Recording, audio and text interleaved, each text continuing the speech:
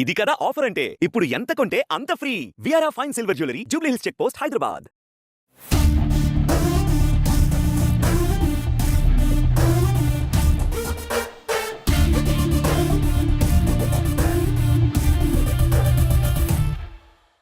అమరావతిలో అతిపెద్ద గేటెడ్ కమ్యూనిటీలా కనిపిస్తున్నటువంటి ఈ భవనాల సముదాయం మొత్తం కూడా సెక్రటేరియట్ ఎంప్లాయీస్ కోసం నిర్మించడానికి మొదలుపెట్టింది. అంటే 2017లో అప్పటి ముఖ్యమంత్రి చంద్రబాబు నాయుడు దాదాపు 139 ఎకరాల ల్యాండ్ పార్సిల్ని కేవలం సెక్రటేరియట్ ఎంప్లాయీస్ కోసం అలాట్ చేశారు. అందులో టవర్ల రూపంలోనే దాదాపు 9,000 పైగా ఇళ్ళు కట్టాలండి. 9,000 ఫ్లాట్లు అందుబాటులోకి వచ్చేది. ఇవి కూడా వివిధ సైజుల్లో ఉంటాయి. 900 SFT నుంచి 2,000 SFT వరకు కూడా డిజైన్ చేశారు. 2,900 SFT కూడా రేట్ అంటే వాళ్ళ క్యాడర్ని బట్టి గ్రూప్ 4 నుంచి గ్రూప్ 1 గ్రూప్ 2 వరకు ఇక్కడికి ఎంప్లాయీస్కి అందరికీ కూడా కట్టినటువంటి కమ్యూనిటీ. మీరు చూస్తే కనుక ఈ టవర్లు చూడండి, మొత్తం ఒక 12 టవర్ల దాకా ఇక్కడ నిర్మాణంలో ఉన్న టవర్లు కనిపిస్తున్నాయి. వీటి వెనక ఉన్నటువంటి నిర్మాణాలు కూడా ఈ సెక్రటేరియట్ ఎంప్లాయీస్కి సంబంధించినటువంటి నిర్మాణాలే. అంటే ఆల్మోస్ట్ అవుట్ సైడ్ స్ట్రక్చర్ విషయంలో చాలా టవర్లు కంప్లీట్ అయినాయి. ఇన్సైడ్ వర్క్స్ మొదలు పెట్టాలి. ఆ స్టేజ్లో ఇవి ఆగిపోయినాయి. అప్పటి నుంచి ఇప్పటివరకు 5 ఏళ్ల వరకు ఆగిపోయినాయి. సో ఇప్పుడు కాంట్రాక్ట్లు ఫైనల్ అయిన తర్వాత, టెండర్లు ఫైనల్ అయిన తర్వాత మళ్ళీ ఈ పనులు మొదలుపెట్టే అవకాశం ఉంది. గతంలో ఇది L&T సంస్థ ఈ ల్యాండ్ మొత్తాన్ని కూడా టవర్స్ రూపంలో నిర్మించేటువంటి కాంట్రాక్ట్ని దక్కించుకుంది.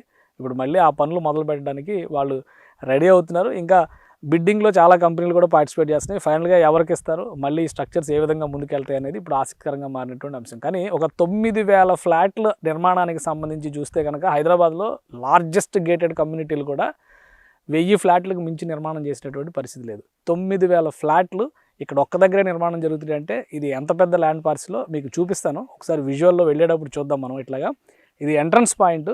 సో ఆ సైడ్ నుంచి చూస్తే మొత్తం స్ట్రక్చర్లు కనిపిస్తున్నాయి. నంబర్ ఆఫ్ టవర్స్ చూస్తే కనుక 2 వరుసలుగా కనిపిస్తున్నాయి. అటువైపు ఒక వరుస, ఇటువైపు ఒక వరుస. ఈ 2 వరుసలుగా ఉన్నటువంటి టవర్స్ ఇక్కడ 2 బ్లాక్లు, అక్కడ 2 బ్లాక్లు, అటువైపు 2, మళ్ళీ ఆ ముందర 2, మొత్తం ఇక్కడే ఒక 8 టవర్లు కనిపిస్తున్నాయి. అటువైపు కూడా దాదాపు అదే వరుస ఉంది. ఇటువైపు కూడా కన్స్ట్రక్షన్ ఉంది. ఇవన్నీ కూడా దాదాపు ఫినిషింగ్ స్టేజ్కి వచ్చినాయి. ఇంటర్నల్ వర్క్స్ జరగాల్సింది. ఇవేంటంటే ఇంకా హై రైజ్ అవుతున్నటువంటి అనమాట. దాదాపు ప్రతి టవర్ కూడా 12 అంతస్తుల దాకా నిర్మిస్తున్నారు అనమాట. G+12 ఫ్లోర్స్ కనిపిస్తున్నటువంటి నిర్మాణాలు ఇవి. సో ఒకసారి చూద్దాం మనం అటువైపు మిగతా నిర్మాణాల పరిస్థితి ఎలా ఉందో.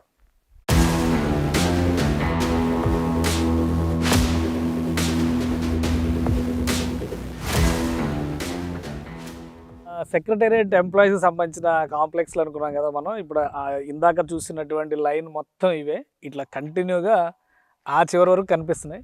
మొత్తం total street lighting, road structure అప్పట్లో వేసిన రోడ్డే, ఇది మళ్ళీ వేసింది కాదు. ఇప్పుడు మళ్ళీ పునర్నిర్మాణం చేయాల్సినటువంటి పరిస్థితి ఉంది. 9,000 మంది, 9,000 ఫ్లాట్లు అంటే ఎన్ని ఫ్యామిలీలు వస్తాయి? 9,000 ఫ్యామిలీలు వస్తాయి దాదాపుగా. ఒక ఫ్యామిలీకి ఇద్దరిని లెక్కేసుకున్నా కానీ దాదాపు 20,000 మంది జనాభా. అంటే ఈ ఏరియా అమరావతిలో నేలపాడు ప్రాంతంలో వస్తుంది. సో ఇక్కడ కోర్ గవర్నమెంట్ యాక్టివిటీస్కి సంబంధించిన మొత్తం ఏదో గవర్నమెంట్ సిటీ అని చెప్పని ప్లాన్ చూపించారు. CD యాక్సిస్ రోడ్డుకి ఇటు అడ్డంగా చేసేటువంటి నిర్మాణంలో అట్లా కృష్ణానదికి కనెక్ట్ అయ్యే విధంగా చూపించారు కదా. అందుకని ఇక్కడ ఈ నిర్మాణాలు జరిగినాయి. వీటితో పాటు అటు చూస్తే కనుక అటు కూడా ఇంకా పెద్ద నిర్మాణాలు. ఇవన్నీ కూడా గేటెడ్ కమ్యూనిటీలు తలదన్నేలాగా ఉన్నాయన్నమాట.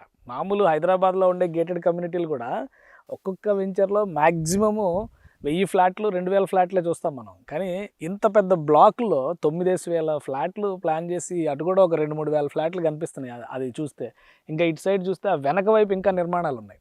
సో ఇవన్నీ కూడా ప్రభుత్వ భవనాలు, ప్రభుత్వం నిర్మిస్తున్నటువంటి భవనాలు. 1000 ఫ్లాట్లు అనేటువంటి లెక్కను మనం పక్కన పెడితే 1,000 కోట్ల రూపాయలని ఇచ్చి ఈ కన్స్ట్రక్షన్ కాంట్రాక్ట్లన్నీ కూడా ప్రభుత్వం కేటాయించింది. ఇప్పుడు ఇవన్నీ కూడా 5 ఏళ్లుగా బూడిదలో పోసిన పన్నీర్లా ఉన్నాయి. ఫైనల్గా ఇప్పుడు మళ్ళీ వీటిని రివైవ్ చేసి, ఎందుకంటే కన్స్ట్రక్షన్ క్వాలిటీస్ విషయంలో వీటన్నిటిని కూడా ఆల్రెడీ టెస్ట్ చేశారు. ఈ టెస్ట్లో సాలిడ్గా ఉన్నాయి, ఎలాంటి ఇబ్బందులు లేవనేటువంటి రిపోర్ట్స్ వచ్చినాయి. కాబట్టి మళ్ళీ వీటిపైన పనులు ప్రారంభించడానికి ప్రభుత్వం ఉపక్రమిస్తుంది. ఓన్లీ పునాదులు నీళ్లలో మునిగినటువంటి ఐకానిక్ భవనాల మినహా మిగతావన్నీ కూడా పనులు ఇమీడియట్గా మొదలు పెట్టచ్చు. కాకపోతే కాంట్రాక్టర్ ప్రొసీజర్, గత కాంట్రాక్టర్కి ఎంత టైం ఇచ్చారు, అప్పుడు ఎస్టిమేషన్ ఏంటి, ఎంత టైంలో కంప్లీట్ చేయాలి, ఎప్పుడు ఆగిపోయింది, సో ఇప్పుడు మళ్ళీ మొదలు పెడితే ఎన్నాళ్ళలో పూర్తవుతుంది, ఖర్చు ఎంత పెరిగింది, లబ్ధిదారులకు ఇచ్చేటువంటి క్రమంలో ఇవన్నీ కూడా గవర్నమెంట్ కాంప్లెక్స్లు కాబట్టి గవర్నమెంట్ భరించాల్సినటువంటి వ్యయం. కొన్ని చోట్ల 70%, 80% కూడా వ్యయం పెరిగిందని చెప్పినటువంటి అంచనాలు వేసినాయి. సో వీటన్నిటిని లెక్కలు వేసుకొని మళ్ళీ ఫ్రెష్ టెండర్స్లోకి ప్రభుత్వం వెళ్ళింది. మార్చి 15 తర్వాత ఈ నిర్మాణ ప్రక్రియ అంతా కూడా ఇదంతా కూడా ఎల్ఎన్టీ కాంట్రాక్ట్లో వచ్చినటువంటి గతంలో ఇప్పుడు కూడా మరి ఎల్ఎన్టీ దక్కించుకుంటుందా ఇంకెవరైనా వస్తారా చూడాలి. ఇవన్నీ నిర్మాణాలు పూర్తవటానికి కనీసం 2 ఏళ్ల సమయం అయితే పడుతుంది ఖచ్చితంగా. దానికి తగ్గట్టుగా ఈలోపు ఇన్ఫ్రాస్ట్రక్చర్ ఇటువైపు మీరు ఇప్పుడు గమనించి చూస్తే కనుక వాటర్కి సంబంధించి తాగునీటి సరఫరాకు సంబంధించినటువంటి పైప్ లైన్ ఎరెక్షన్ వర్క్, ఎందుకంటే వీళ్ళందరికీ కూడా మంచినీళ్ళు ఇవ్వాలి, డ్రైనేజ్ ఉండాలి, రోడ్ సిస్టమ్ ఉండాలి. రోడ్డు పాత రోడ్డు డ్యామేజ్ అయింది, మళ్ళీ రోడ్డుని పునరుద్ధరించేటువంటి పనులు, లైటింగ్ సిస్టమ్ కూడా ఆల్రెడీ ఎలక్ట్రిసిటీ లైన్స్ వేశారు. అప్పట్లో టెంపరీ టవర్స్, సెల్ టవర్స్ కూడా వేశారు. ఇక్కడ మీరు గమనిస్తే కనుక ఇవన్నీ కొత్త drinking water pipe line works జరిగినాయి. ఎక్కడికక్కడ వాటర్ సంప్స్ ఇది ఉండేలాగా, నీట్ సప్లై ఉండేలాగా ఇవన్నీ కూడా ఈ మధ్య రీసెంట్గా అంటే కూటమి ప్రభుత్వం ఏర్పడిన తర్వాత చేసినటువంటి ఏర్పాట్లే ఇవి. సో ఎమ్యూనిటీస్ వర్క్ ప్యారలల్గా నడుస్తుంది. కన్స్ట్రక్షన్ వర్క్ పైన ప్రభుత్వం కాంట్రాక్టులు ఫైనల్ చేయగానే మొదలవుతుంది. ఇవి రెండు కూడా ప్యారలల్ సైమల్టేనియస్గా నడుస్తాయి. 2 ఏళ్లలో ఇక్కడ ఒక నగరాన్ని చూపించేటువంటి ప్రయత్నం, ఒక నగరం కాకపోతే ఒక అర్బన్ విలేజ్ అయితే ఇక్కడ ఫామ్ అవుతుంది. ఎందుకంటే 10,000 కుటుంబాలు ఒకే దగ్గర నివసించడం అంటే ఆ ఎకానమీని ఒకసారి మీరు అర్థం చేసుకోవచ్చు.